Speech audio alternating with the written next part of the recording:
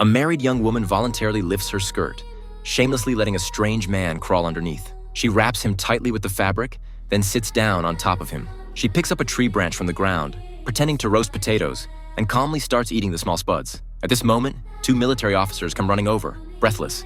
They point their guns at the woman, asking if she's seen a strange man. Lisa, while enduring the tingling sensation throughout her body, pretends to tell the officers that the man ran in another direction.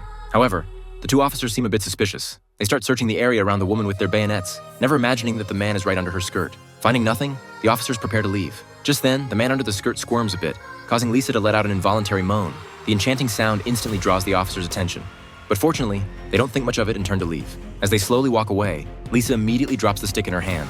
She stands up slowly, hands on knees, and quickly lifts her skirt to let the man crawl out. Realizing he's successfully escaped danger, Frank is overjoyed. He sits up, adjusts his pants, and helps Lisa carry the potatoes as they leave. A year later, they marry, have a child, and begin a happy life together. However, they never anticipated that the officers would still be searching for him. They even ride up on horseback to their door. To escape, Frank has no choice but to jump into the ocean. From that day on, he completely disappears. Day after day, their daughter grows into a young woman under her mother's arduous care.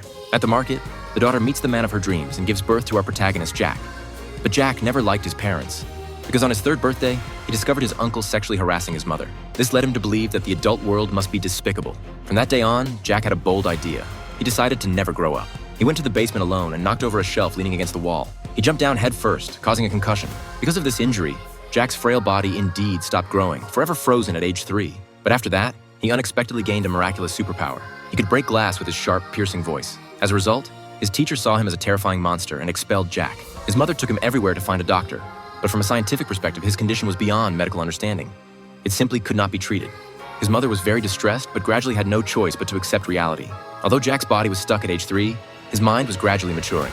Every Thursday, his mother would take Jack to play in town, but every time they reached the toy store, his mom would find various excuses to leave, abandoning Jack there alone.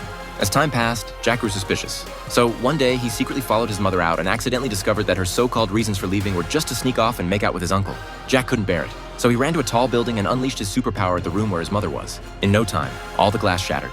At that moment, his mother finally realized that Jack had truly grown up. This movie is called The Tin Drum.